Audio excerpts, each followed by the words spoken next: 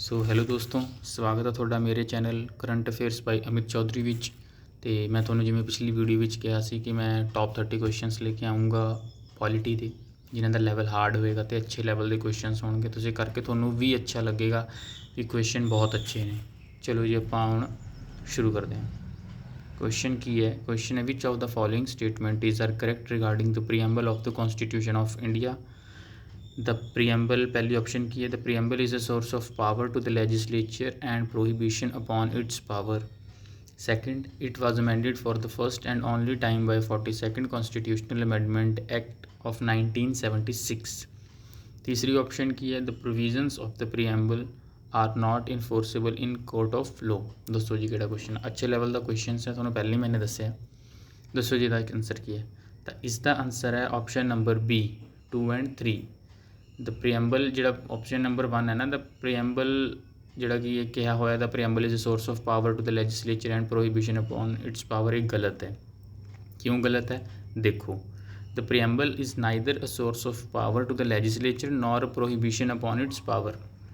It has been amended only once so far by the 42nd Constitutional Amendment Act in 1976, which added 3 new words: socialist, secular and integrity. It is non-justiciable, meaning its provision are not enforceable in courts of law। ठीक है जी, चलो अगला question देखते हैं। In which famous case did the Supreme Court hold that the Indian Constitution is founded on the bedrock of the balance between the fundamental right and directive principle? दसो जी केड़ा है? Between fundamental rights and DPSP। ठीक है, दसो केड़ा? ए है option number B Minerva mills ते यूनियन ऑफ इंडिया 1980। एक्सप्लेनेशन की है, जो मिनरवा मिल केस से 1980 which the supreme court held that the Indian constitution is founded on the bedrock of the balance between the fundamental rights and the directive principles. To give absolute primacy to one over the other is to disturb the harmony of the constitution. ठीक है जी, अच्छे level के question है। चलो जी अगला देखते हैं हम। अगला क्वेश्चन की है, consider the following statements regarding the writ jurisdiction of the Supreme Court and High Courts in India। चलो जी देखते हैं ऑप्शंस। पहली है, the supreme court can issue writ only for the enforcement of fundamental rights. दूसरी है, a high court can issue writs for the enforcement of fundamental rights as well as for ordinary legal rights. तीसरा है, the writ jurisdiction of the supreme court is wider than that of high court. ठीक है जी, दसो केड़ा answer है? इसका answer है option number A है आंसर, यानी कि 1 ते 2 तीजा गलत है। The writ jurisdiction of the supreme court is wider than the high court. ना जी, हाई कोर्ट दी वाइडर होंगी है। हम आप बारे एक्सप्लेनेशन भी पढ़ लेंगे। The writ jurisdiction of high court under article 226 is wider than that of the supreme court under article 32, जिन्होंने आप बोलते हैं heart and soul of the Indian constitution, because the Supreme Court can issue writs only for fundamental rights, whereas high courts can issue them for other purpose legal right as well। चलो जी अगला देखते हैं।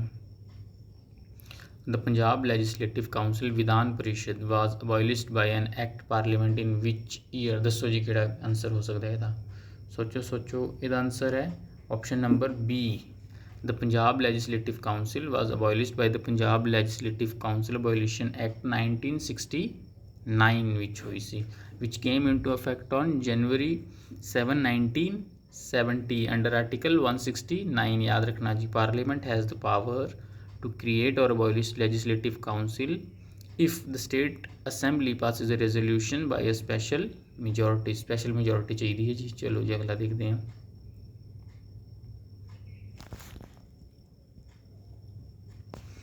Fifth, which of the following statements is incorrect regarding the impeachment of the president of India। दसो जी।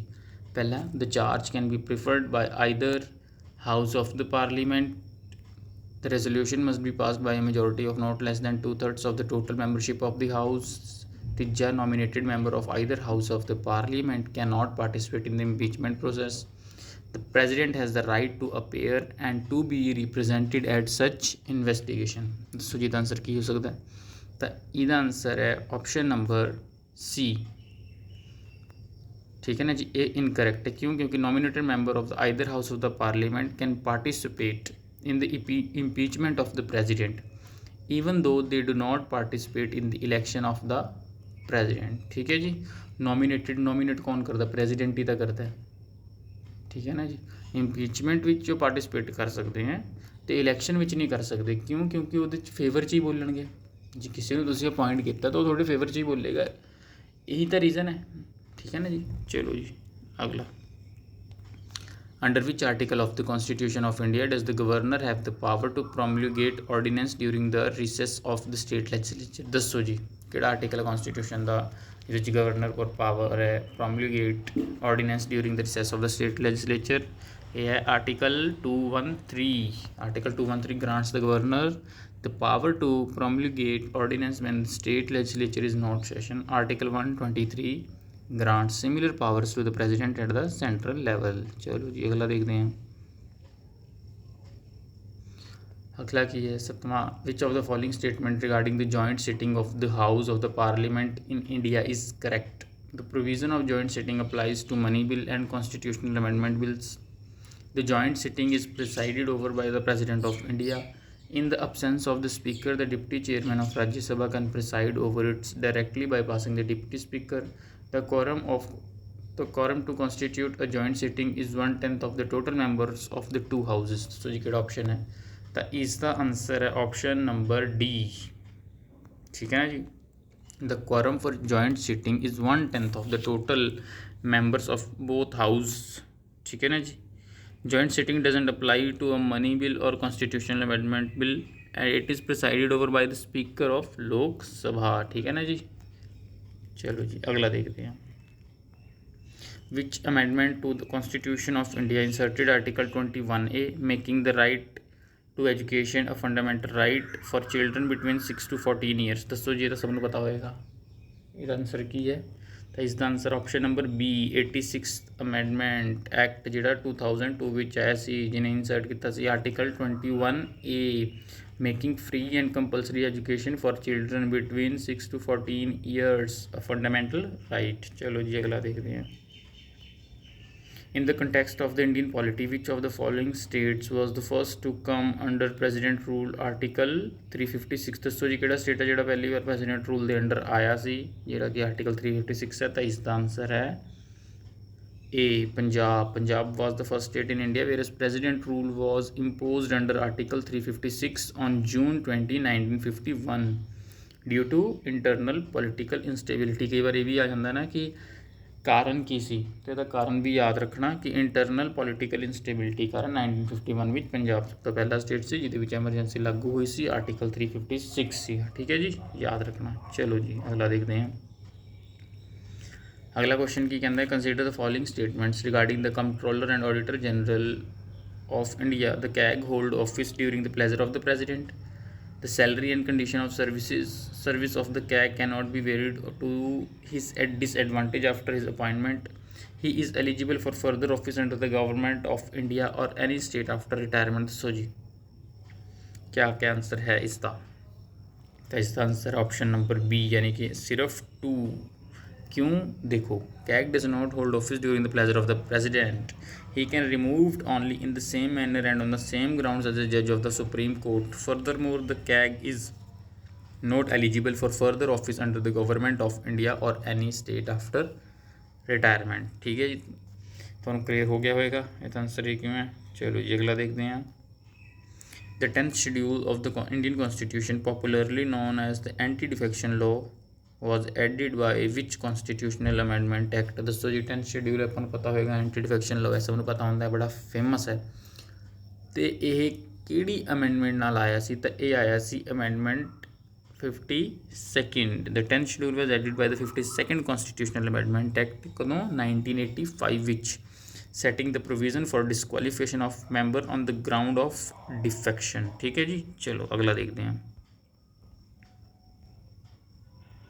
Which among the following was the chairman of the Fundamental Rights Subcommittee of the Constituent Assembly? दसो जी chairman सी fundamental rights दे sub committee of the constitution assembly. तो इसका answer है option number B Sardar Patel was the chairman of the advisory committee on fundamental rights minorities and tribal and excluded areas.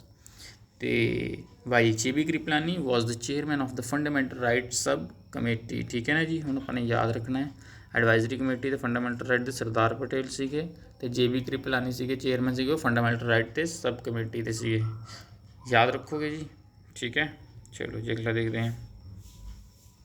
Which article of the constitution empowers the parliament to form a new state by separation of territory from any state or by uniting two or more states। तो जी ਕਿਹੜਾ article ਹੈ ਜਿਹੜਾ ਇੰਪਾਵਰ ਕਰਦਾ ਹੈ parliament ਨੂੰ ਤੇ form ਕਰਨ ਲਈ new state by separation of territory from any state or by uniting two or more status.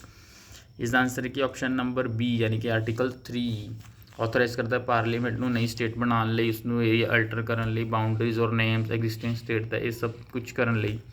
तो जो आर्टिकल 2 है ना वो डील करता एडमिशन और establishment of new state that are not part of the India. जो कोई बाहर लै तो आप इंडिया च करना है ना तो वो हो सकता है अपना आर्टिकल 2 के तहत, नहीं तो अदरवाइज अंदर ही कुछ ना कुछ करना इंडिया विच तो आर्टिकल 3। ठीक है जी।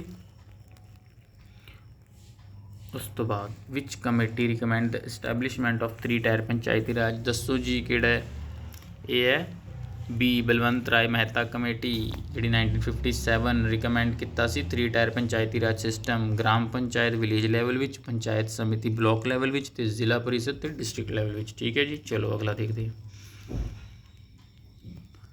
विच of the following statements is true regarding the Sarkaria commission. दसो जी किहड़ी ट्रू है। Is set up to look electoral reforms, it recommended the complete abolition of the office of the governor, it was set up to examine the relationship and balance of the power between center and the state governments, it was headed by the justice MN Venkatachalya। दसो जी की option answer हो सकता है इसका answer option number सी सरकारी commission कादे वास्ते it was set up to examine the relationship between the balance of power between centre and state governments. ठीक है जी, याद रखना। अगला देखते हैं। The power of the Supreme Court of India to decide disputes between the centre and the state falls under its। जो तुमने मेरे चैनल विच एक्साइज इंस्पैक्टर वाली रील देखी होगी जिद मैंने 4 ऑप्शन समझाइया ने एक्साइज इंस्पैक्टर के पेपर तो चक के कि अपन ने एक तो पढ़ ली, बाकी दे 3 भी तो पढ़नी जरूरी ने, तो मैंने उस रील विच बाकी दे 3 भी एक्सप्लेन कीतियां ने ताकि अपन अगर क्वेश्चन पूछता है तो अपन पता हो। तो उस मैंने आर्टिकल 131 पढ़ाया से जो थोड़ा ध्यान च हो तो वो ओरिजिनल ज्यूरिसडिक्शन। तो इसका आंसर की होगा ओरिजिनल ज्यूरिसडिक्शन। जी किसी ने रील देखी सी तो मिनट च उसने देखते सारी आंसर टिक करता होएगा। ठीक है ना जी, ये फ़ायदा है जिन्नी भी वीडियोस चैनल पर जा रही ने सारियाँ देखो, सारियाँ वीडियोस बहुत अच्छे रिसोर्सिस तो क्वेश्चन कंपाइल करके फिर मैं थोड़ा प्रोवाइड करदा। 100% थोड़ा बेनीफिट देंगे ही देंगे। ठीक है ना जी। चलो अगला देखते हैं। Consider the following statements regarding the Advocate General of State. He must be qualified to be appointed as a judge of High Court. He has the right to speak and take part in the proceeding of the state legislature, including the right to vote. His term of office is fixed by the Constitution as 5 years। दोस्तों जी answer की सकता था इसका answer option number A यानी कि only 1। He must तो क्यों है while he can participate and speak, he does not have the right to vote. ठीक है, वो वोट का राइट नहीं होंगे। His term is not fixed by the constitution, उसके टर्म्स कोई फिक्स नहीं है। उस तो इलावा he hold the office during the pleasure of the governor. ठीक है जी, अपने एडवोकेट जनरल वाले पढ़ लें।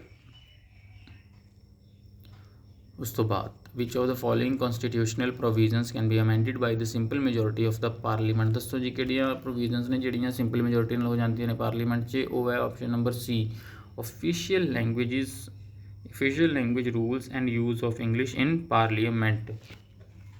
ठीक है जी, ध्यान च रखना। चलो जी अगला क्वेश्चन देखते हैं। The 91st Constitutional Amendment Act 2003 limited the total number of ministers, including the Chief Minister in the Council of Ministers in a state, to what percentage of the total strength of the Legislative Assembly। दसो जी, तो सबको पता होएगा। ठीक है ना जी, किन्ने ने ये 15%। The 91st Amendment specifies that the total number of ministers, including the PM, CM, shall not exceed 15% of the total strength of the Lok Sabha या फिर लेजिस्लेटिव असैम्बली रिस्पैक्टिवली। ठीक है जी, ध्यान रखना 15%। उस तो बाद which of the following bodies are non constitutional in nature. National development council, NITI Aayog, central vigilance commission की फाइनांस कमीशन। दसो जी आंसर की हो सकता है ਜਿਹੜੀਆਂ नहीं है नॉन कॉन्स्टिट्यूशनल ने नेचर विच ਉਹਦਾ आंसर है बी 1 2 3 ਜਿਹੜੀ फाइनांस कमीशन है यानी कि वो कॉन्स्टिट्यूशनल है। ठीक है ना जी। NITI Aayog NTCR executive body, CBC is a statutory body, the finance commission is a constitutional body. कदों किहड़े आर्टिकल के तहत? Under article 280। ठीक है जी। चलो कोई ना अगला क्वेश्चन देखते हैं। Who represent the governor or discharge function in the event of a casual vacancy in the office of the governor of a state? दसो जी गवर्नर तो बाद कौन आता फिर? वो आता है option number a chief justice of the concerned high court. जिमें अपना पंजाब च जे चले जान लीव च तो कौन जाएगा? Punjab and Haryana high court के जज। ठीक है ना जी। चलो जी